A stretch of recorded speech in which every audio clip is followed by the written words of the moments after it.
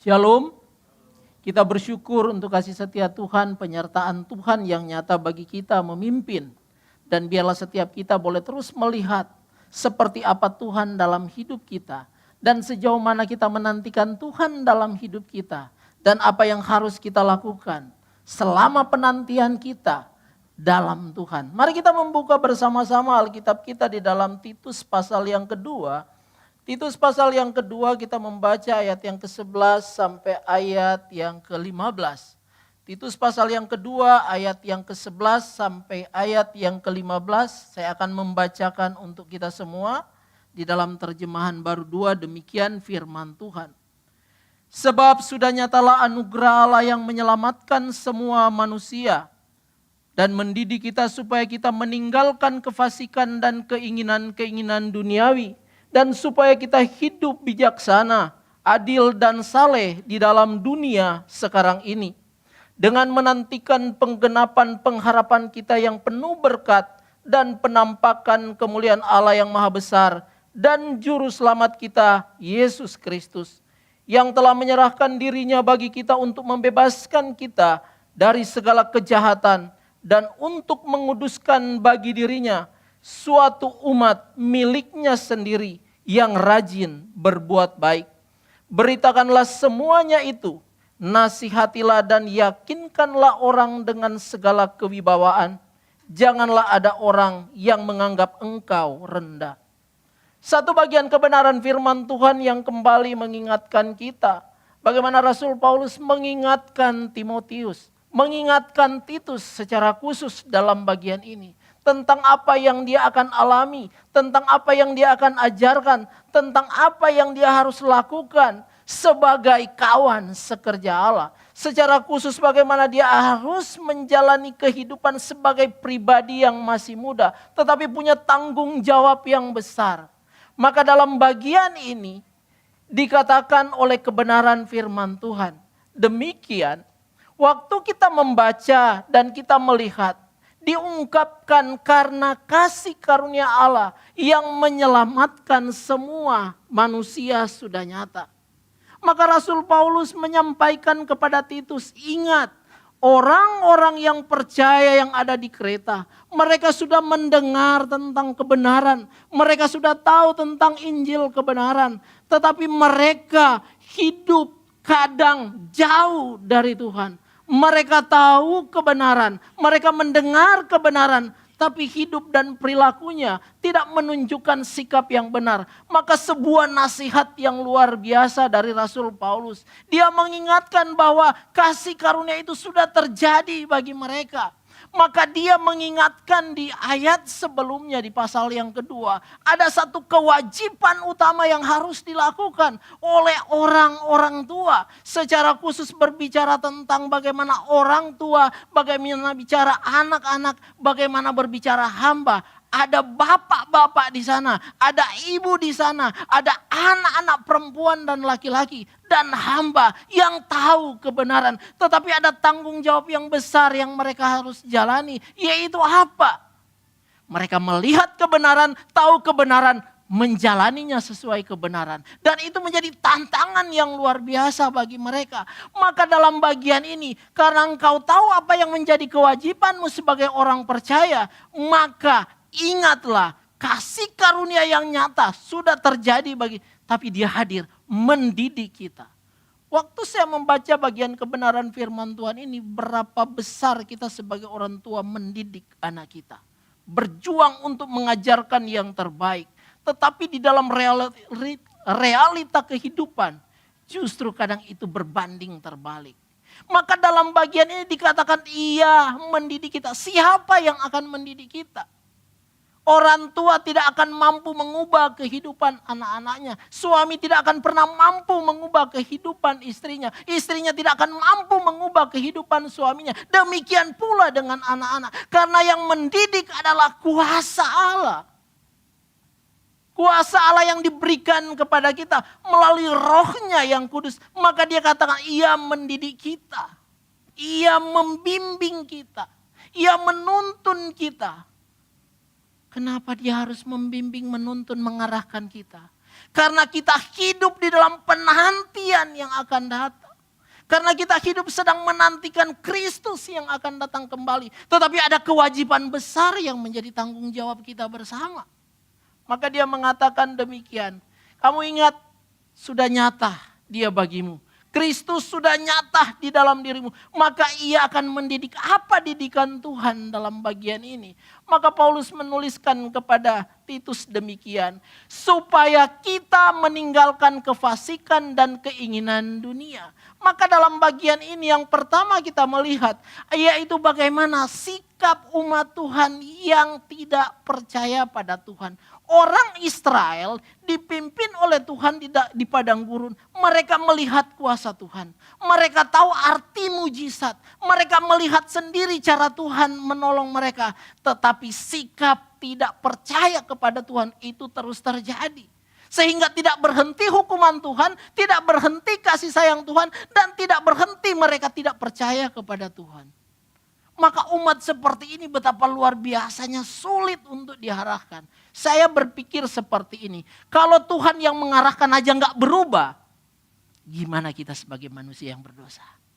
Mengarahkan generasi berikutnya untuk mengalami sebuah perubahan. Bukan pekerjaan yang mudah. Tetapi ada kewajiban yang dari dalam hati kita yang mengalir. Aku orang percaya. Bagaimana aku harus berjuang. Sikap tidak percaya kepada Tuhan itu seringkali terjadi dalam kehidupan kita. Tetapi kadang kita merasa kita biasa-biasa saja. Hal yang kedua, bagaimana sikap melawan dan memberontak terhadap Tuhan. Itu terus dan terus terjadi. Gereja dibangun sebagai tempat di mana dari gelap kita pindah kepada terang. Sesudah di dalam terang, apa yang kita lakukan? Kembali lagi kepada gelap. Sudah di gelap, balik lagi ke terang. Dan terus seperti itu. Gelombang kehidupan orang Kristen berputar gelap, terang, gelap, terang. Lalu bagaimana? Kita yang gereja, yang disebut sebagai umat pilihan Tuhan. Maka kita harus berani meninggalkan kefasikan hidup kita. Kita harus berani meninggalkan drama hidup kita di hadapan Tuhan. Dan kita mengalihkan hidup kita. Supaya sikap melawan Tuhan, sikap memberontak terhadap Tuhan. Itu mulai kita kikis hari lepas hari. Kemudian yang berikutnya adalah bagaimana dikatakan buruk dan jahat hidup. Seseorang yang menantikan Tuhan. Kalau hidupnya tidak baik, hidupnya tidak benar. Maka buat apa?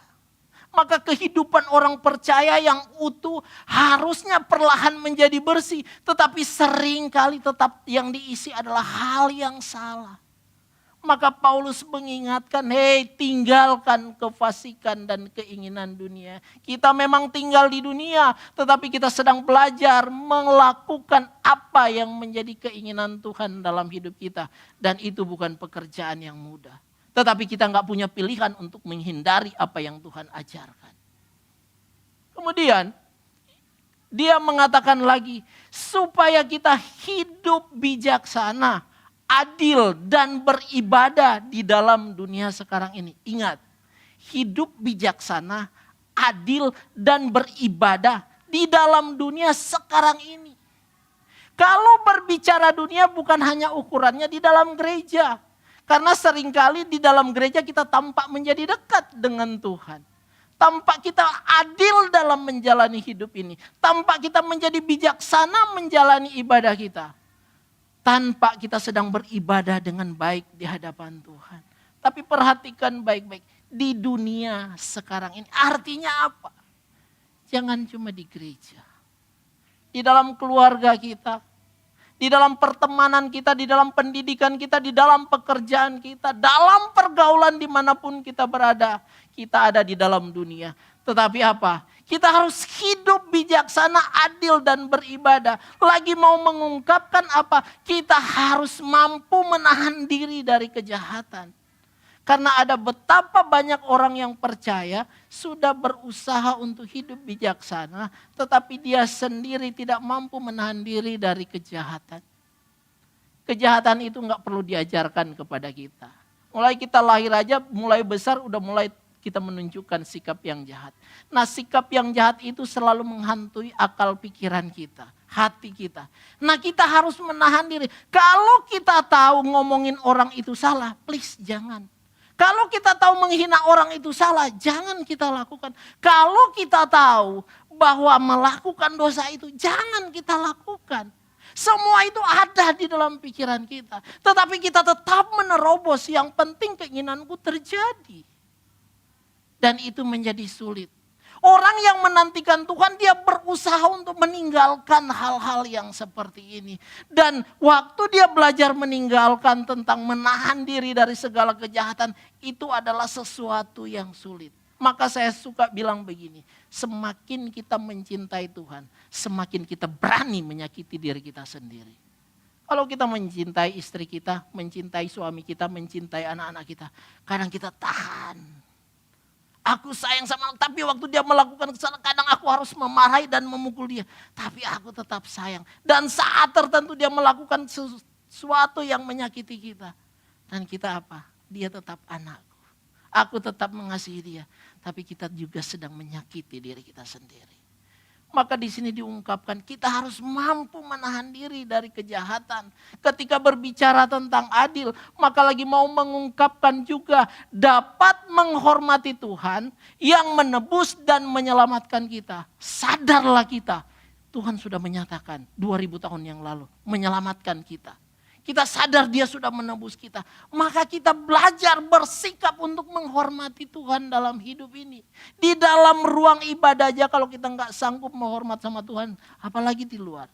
Suatu ketika Tuhan bilang sama Musa begini. Musa, katakan kepada umat yang engkau telah pimpin. Yang saat ini mereka ada di padang.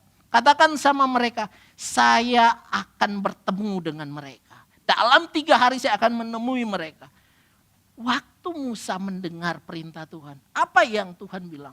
Mereka harus menjaga kesucian, menjaga kekudusan hidup sebelum Tuhan datang menampakkan pada mereka. Dan Musa bertemu dengan umat Tuhan. Dan Musa menyampaikan, mulai hari ini engkau harus membersihkan dirimu, menjaga kekudusan, menjaga kesucian. Karena Kristus, karena lagi berbicara, Tuhan akan berbicara langsung, akan menampakkan kuasanya kepada kita. Dan apa yang terjadi? Mereka di situ menjaga hati mereka, menjaga hidup mereka. Tetapi ketika waktunya tiba, apa yang terjadi? Mereka bilang, Musa, kamu aja. Kami biar di sini aja. Kenapa? Kami takut. Kami ketakutan. Dan ketika Tuhan hadir di tengah-tengah umat, melawat umatnya, mau menunjukkan Tuhan gak mau hidup kita tuh suka-sukanya kita. Tapi Tuhan mau menjalani hidup supaya kita benar seperti maunya Tuhan. Dan itu menjadi tantangan bagi Titus yang menghadapi orang percaya yang ada di Kreta. Mengingatkan supaya engkau harus menghormati Tuhanmu. Bukan hanya sekedar mengatakan aku mengasihi engkau. Tapi hidup tidak benar di hadapan Tuhan. Dan dalam penantian kita akan Kristus dikatakan jangan berbuat dosa lagi. Jangan hidup di dalam dosa lagi. Tetapi mari kita hidup saleh, menjalaninya sebagai orang yang percaya. Yang dikuduskan karena dia telah membeli dengan darahnya yang mahal. Tetapi seringkali ayat firman Tuhan ini hanya menjadi hafalan biasa bagi kita. Yang tidak mengubah sama sekali hidup kita. Alkitab yang banyak di rumah yang kita bisa bawa hari-hari tak mengubah hidup kita. Pernah gak kita bertanya? Kenapa semakin membaca firman Tuhan, semakin banyak tahu, tapi gak mengubah hidup kita. Maka kita bisa bercermin pada kehidupan orang Israel. Melihat mujizat, melihat kuasa Tuhan, mendengar suara Tuhan. Hidup tak berubah, tapi hukuman menanti mereka. Maka dalam kehidupan kita juga kita sedang menjalani hal yang sama. Menanti dia. Digambarkan seperti ini di ayat yang kita baca tadi. Dengan menantikan penggenapan pengharapan kita yang penuh bahagia. Dan penyataan kemuliaan Allah yang maha besar. Dan juru selamat kita Yesus Kristus. Orang suka bilang, iya. Menantikan Tuhan itu melelahkan. Aku senang, aku mau supaya Tuhan datang. Tapi waktu kita belajar menantikan, artinya belajar menempatkan diri sebagai umat Tuhan, di mana seakan-akan Tuhan tuh gak pernah datang, maka membuat kita mulai berubah. Waktu kita berdoa Tuhan gak jawab, mulai kita berubah. Waktu kita aktif beribadah, tetapi tanpa tidak ada perubahan, kita mulai berubah. Maka diungkapkan, capek jadi orang Kristen. Melelahkan jadi orang percaya. Menantikan kedatangan Tuhan entah kapan yang akan terjadi. Tetapi Tuhan cuma bilang apa? Kalau kamu mau menanti Tuhan, bukan kamu tanya kapan Tuhan mau datang. Bukan kapan Tuhan mau datang sentuh hatimu. Tapi perlombaan kita adalah kita yang sedang berusaha untuk mengubah diri. Maka Yesaya mengingatkan di dalam Yesaya 40 ayat 31 demikian. Tetapi orang-orang yang menantikan Tuhan mendapat kekuatan baru. Kalau demikian orang yang menantikan Tuhan gak mungkin dia menjadi lemah. Gak mungkin dia kalah dalam peperangan. Karena apa? Yang dia nantikan itu bukan hanya orang yang mau datang kasih dia nyaman. Bukan. Tetapi yang dia nantikan itu adalah sang pemilik kehidupan dia. Maka berbeda. Kalau kita di dalam pekerjaan. Kalau karyawan biasa yang kita lagi tunggu itu biasa aja. Tapi kalau pimpinan mungkin kita akan lebih berbeda. Apalagi kalau yang datang gubernur. Apalagi kalau yang datang menteri. Apalagi kalau yang datang presiden. Persiapan demi persiapan. Keamanan demi keamanan. Kalau bisa jangan ada celah di situ. Penantian yang sementara kita bisa memberi yang terbaik. Tetapi penantian akan Tuhan kita lemah. Tapi Alkitab menulis. Orang yang menantikan Tuhan mendapat kekuatan baru. Maka dia memberikan contoh apa? Raja Wali. Waktu saya membaca tentang Raja Wali. Dikatakan bagaimana dia punya kekuatan yang luar biasa. Dia bisa terbang dengan kecepatan 300 km per jam. Tetapi yang menarik adalah dia waktu terbang dalam 60 menit. Dia hanya mengepakkan sayapnya seperti ini berapa menit? 2,5 menit. Selebihnya dari itu ngapain? Dia diam. Tapi dia terus bergerak. Maka dia bisa terbang jauh karena apa? Karena dia bisa menyimpan kekuatan yang luar biasa. Karena sayapnya seperti ini. Dia tidak seperti ini terus. Enggak. Makanya kalau kita lihat kan enggak. Semakin besar tantangan, semakin luar biasa badai. Dikatakan apa? Dia akan semakin tinggi. Melewati badai itu. Kemudian kira-kira apa yang ditakuti oleh Raja Wali? Apa yang ditakuti? Saya coba cari apa sih yang dia takut. Dan setelah saya membaca dikatakan bahwa Raja Wali itu tidak takut sama sekali sama siapapun. Tapi yang terjadi pada Raja Wali dia bisa mati. Ketika dia menerkam mangsanya tetapi mangsanya lebih besar dan mampu menguasai dia. Dia bisa mati. Tapi ingat, mangsa itu bisa membunuh dia. Tapi dia tidak pernah takut dengan yang akan memangsa dia. Dan ketika Yesaya menggambarkan orang-orang yang menantikan Tuhan. Seumpama Raja Wali. Mau mengungkapkan apa? Kita gak pernah takut menjalani kehidupan ini. Karena kita sedang menantikan Tuhan yang sesungguhnya. Yang pemilik kehidupan kita. Maka dalam penantian kita. Tuhan memberi kekuatan pada kita. Saat kita lemah dia memberi kekuatan. Saat kita menjadi lesu dia menyertai kita. Dia menggendong kita. Maka persoalan yang besar sekalipun akan tetap membuat kita mampu berlari ke arah tujuan yang jelas. Maka semakin Kristus menunjukkan kebenarannya ketika hadir dalam dunia. Semakin sendiri dia berjalan sampai kayu salib.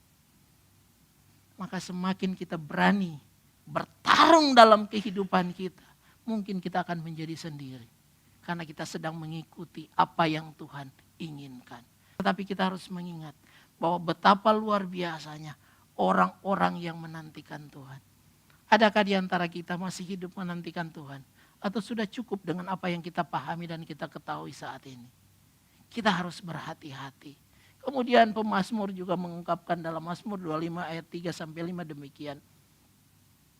Semua orang yang menantikan engkau takkan mendapat malu. Jadi orang yang serius menjalani kehidupan ini, dia enggak akan mendapat malu. Karena apa? Karena dia berjalan pada kehendak dan ketetapan Tuhan. Memang berat, kadang gak sanggup, kadang orang menghina. Tetapi selama engkau serius menjalaninya, maka engkau tidak akan mendapat malu. Maka ada satu contoh di dalam Matius pasal 25. Ada 10 gadis, 5 bijaksana, 5 bodoh. Sama-sama menantikan Kristus. Tapi yang bisa masuk bertemu dengan Kristus hanya 5 orang. Karena apa? Bukankah bersama-sama mereka berjalan bersama? Menantikan Kristus. Tetapi kenapa hanya 5? Karena yang 5 gak berani mempersiapkan diri. Gak berani bertarung di kehidupan. Gak berani menjaga diri dengan baik. Gak berani melihat bahwa Tuhan memang akan datang. Aku harus mempersiapkan apapun. Demi apa? Demi waktu menanti kedatangan Tuhan. Maka 5 bijaksana memberikan gambaran apa? Itulah gambaran orang yang percaya. Yang menantikan Tuhan. Dengan dia beribadah kepada Tuhan. Dengan menjalani hidup yang bijaksana. Dan menjalaninya dalam keadilan.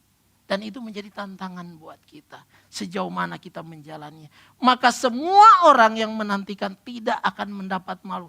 Maka pemazmur bilang, Tuhan beritahukanlah kepadaku apa? Jalan-jalanmu. Tunjukkanlah itu kepadaku.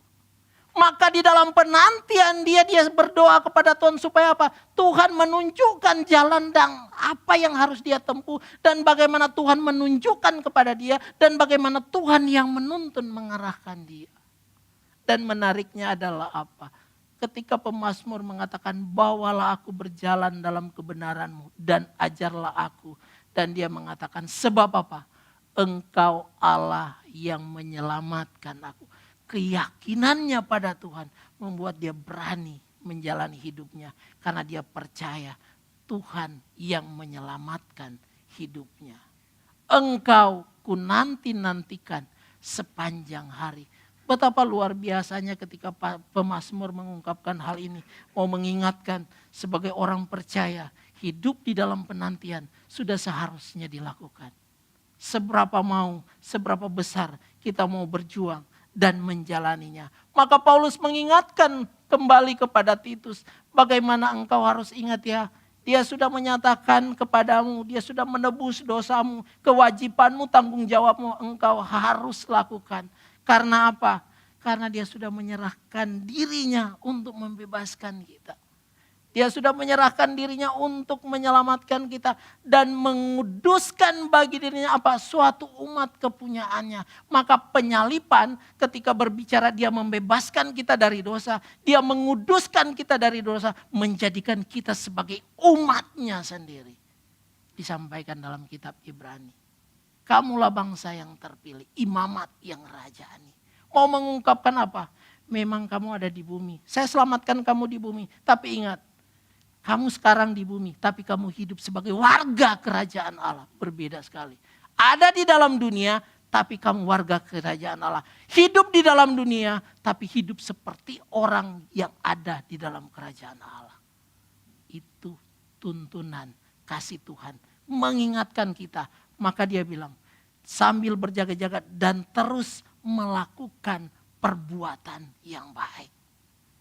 Maka Titus mengingatkan kepada jemaat-jemaat bahwa ingat dia sudah membebaskanmu. Dia sudah menguduskan, menjadikan engkau umat pilihannya, menjadikan engkau sebagai warga kerajaannya. Rajinlah berbuat apa yang baik. Bukan terus hidup dalam kejahatan. Dan dikatakan sekarang ini, bukan besok, bukan nanti, tapi sekarang. Dan itu menjadi tantangan buat kita saat ini. Maka Ibrani 9 ayat 28 mengatakan demikian. Demikian pula Kristus hanya satu kali saja mengorbankan dirinya untuk menanggung dosa banyak orang. Sesudah itu ia akan menyatakan dirinya sekali lagi tanpa menanggung dosa.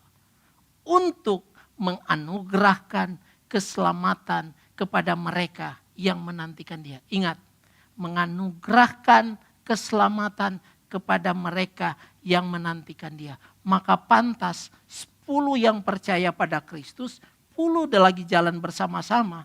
Yang bertemu dengan Kristus hanya 5 orang. Yang 5 dikatakan, enyahlah engkau pembuat kejahatan. Aku tidak mengenal Engkau. Itu Alkitab. Jadi jangan kita berpikir kita udah di dalam gereja, kita sudah aman perjalanan hidup kita. Mari kita persiapkan. Mari kita menjalani dengan baik. Dan mari kita berjuang bersama. Karena apa? Orang yang menantikan Tuhan diberinya kekuatan. Orang yang menantikan Tuhan akan semakin tahu apa yang akan terjadi dengan dirinya. Orang yang menantikan Tuhan bukan Tuhan yang berubah, tapi hidup kita semakin diperbarui. Dan itu menjadi kekuatan kita sebagai orang percaya. Maka sebagai pengajaran penting bagi kita yang pertama, menjaga dan memelihara hidup dengan benar. Kenapa? Karena kalau kita hidup menantikan Tuhan dalam hidup ini, maka kita berusaha untuk menjaga diri kita dengan baik. Kita sedang berusaha untuk memelihara hidup kita dengan cara yang benar.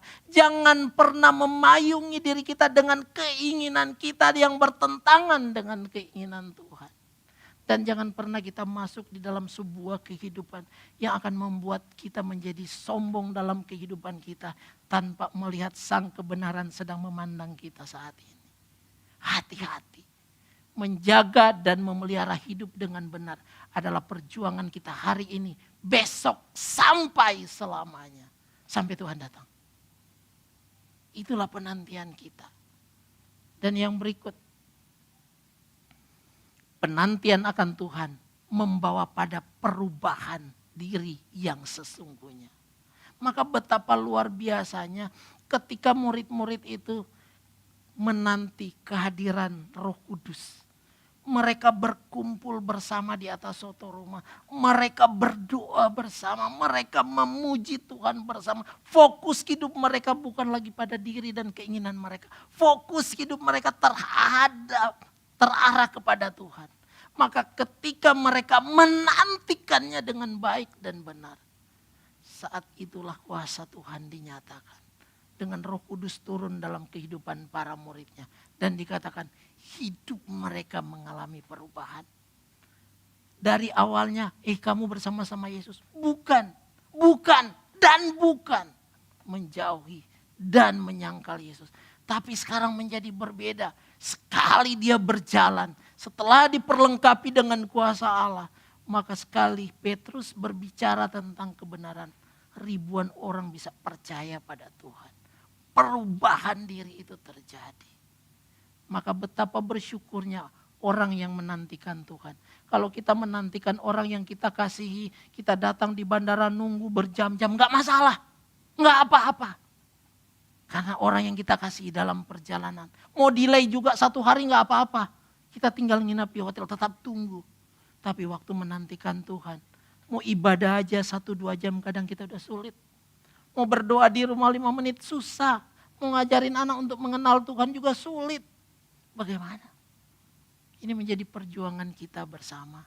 Tetapi ingat, perubahan diri terjadi ketika kita hidup menantikan Tuhan dalam hidup ini.